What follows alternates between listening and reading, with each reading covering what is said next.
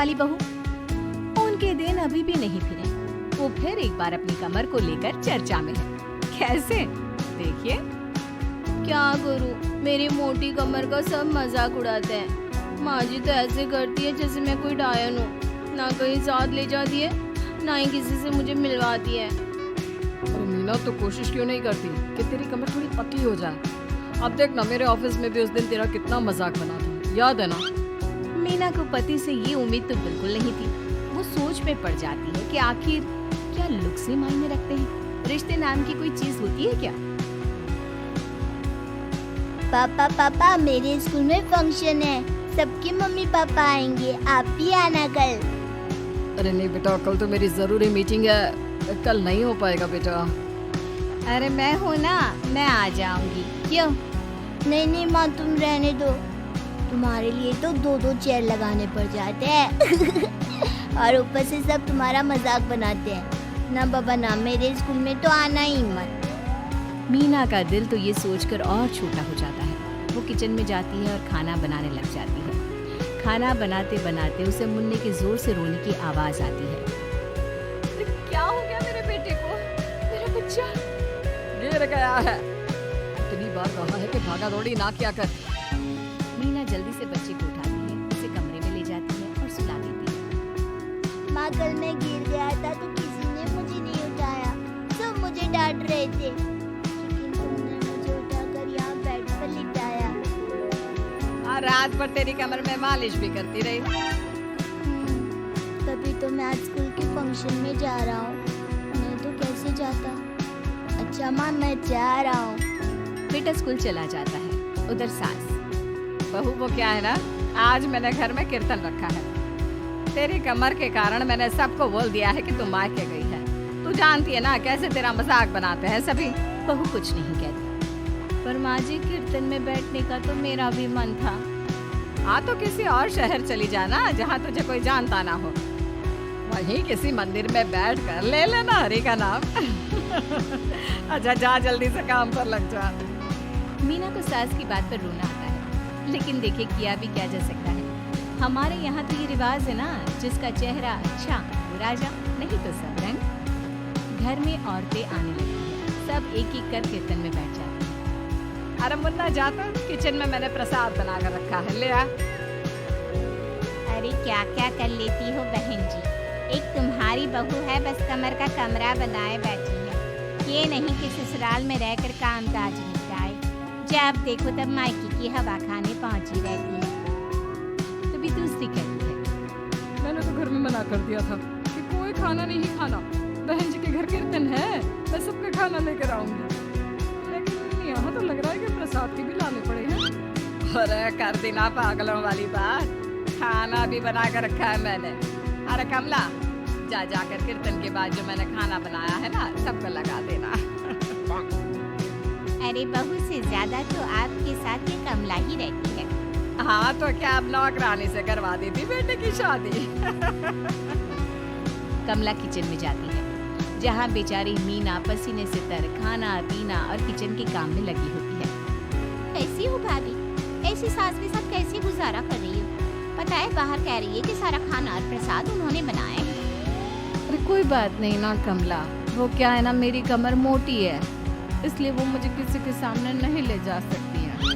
अरे तो मैं कौन सी सुस्मिता सेन हूँ, लेकिन देखो मेरी सास मुझे कितने गर्व से मिलाती है सभी से।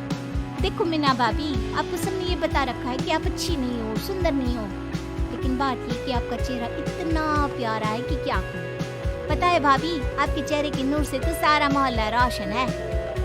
मीना को बहुत दिनों के बाद किसी के प्यार के 2 बोल सुनने मिले थे। वो खुश हो जाती है और कमला से दिल से बात करने लगती है। पता है कमला, जब मैं कॉलेज में थी ना, तो एक बार मेरी तस्वीर अखबार में छपी थी। मैं फूलों की प्रदर्शनी देखने गई थी, तो वहाँ किसी ने फूल के साथ मेरी फोटो खींची थी और लिखा था फूल से भी सुंदर। लेकिन अभी भाभी आप ऐसी हो, फूल से भी सुंदर। अरे कमर मोटी है तो क्या हो गया, क्या सब में सारी खूबियाँ होती है? अपनी सास को ही देख लो, ऐसा लगता है जैसे चूल्हे में कोयला जल गया हो। भैया भी माना पतले हैं, लेकिन है तो माँ की तरह काले ही ना। वो तो भला हो भगवान का कि मुन्ना आप पर गया है, गोरा और सुंदर। मीना को कमला की बात समझ में आ रही थी। पहली बार किसी ने उससे अच्छे से बात की थी तो उसे रोना आ जाता है। भाभी एक काम करो ना, कुछ दिन के लिए मायके होकर आओ।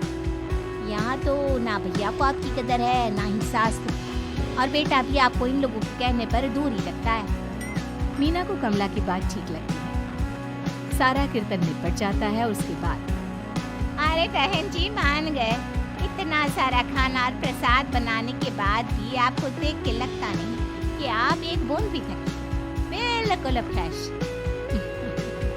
बस बहन जी मैं तो हुए ही कुछ ऐसी ही हूँ। सभी चले जाते हैं। तब जाकर मीना किचन से बाहर आती है। अरे कहाँ जा रही है? थक गई हूँ मैं, चाय लेकर आ जा।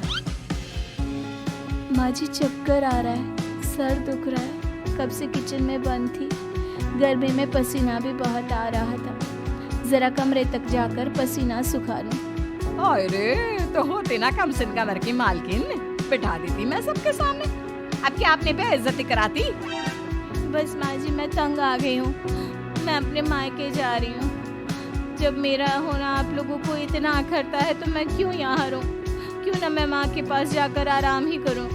तभी वहाँ पति आ जाता है। देखो ऐसा नहीं है, लेकिन हाँ कुछ दिनों के लिए तुम जाना चाहती हो तो वो आओ, लेकिन यहाँ हम सबको तुम्हारी जरूरत है। मीना पति की इजाजत के बाद मायके जाती है, लेकिन वहाँ भी भाभी। अरे मीना दीदी आज ही आना था क्या आपको? आज तो मेरे मायके वाले आ रहे हैं। दीदी आपकी कमर का मजाक फिर बनाएंगे वो लोग। अरे मीना एक फोन तो कर देती आने से पहले। अरे मीना क्या हाल बना रखा है शरीर का, इतनी प्यारी बच्ची थी हमारी, क्या हाल कर लिया। मीना को दुख होता है। वो घर के अंदर जाती है जहाँ दीदी आप तो दलिया लेंगी ना? सबके लिए वैसे आलू के पराठे बने हैं, मैं जानती हूँ आपके फेवरेट हैं आलू के पराठे, लेकिन अब आपका शरीर ऐसा है कि आप तो दलिया ही खाओ। मीना को समझ में नहीं आ रहा था कि ये क्या हो रहा है। हर कोई जो अपना है वो क्यों उससे ऐसा व्यवहार कर रहा है। मीना दुखी होकर पास में रहने वाली अपनी सहेली के घर जाती है। सहेली का पति बोल पड़ता है, अरे ये कौन है? कौन है ये? मुझे इसी की तो तलाश थी। मीना उसके पति के इस तरह के रिएक्शन से परेशान होकर वापस जा रही होती है कि अरे मीना बिना मिले ही जा रही हो? ये तुम्हारे पति है ना, ऐसे कैसे चिल्ला रहे हैं मुझे देखकर। पता नहीं क्यों जी, मेरी सहेली को देखकर क्यों चिल्ला रहे हो? अरे रीना मेरी फिल्म की हीरोइन मिल गई, यही तो है वो लड़की, प्यारी सी सुंदर सी मोटी कमर वाली। अरे हाँ, मीना तो बिल्कुल उस लड़की जैसी है जो आपकी फिल्म की कहानी है। ये क्या बोले जा रहे हो तुम लोग? मीना मेरे पति बहुत बड़ी फिल्म के डायरेक्टर है, पता है ना तुम्हें? और मैं एक बहुत बड़ी फिल्म बना रहा हूँ शाहरुख खान के साथ। मैं चाहता हूँ कि तुम उसकी हीरोइन बनो। हाँ मीना हाँ, प्लीज ना मत कहना, और इसके लिए तुम्हें करोड़ों रुपया भी मिलेंगे।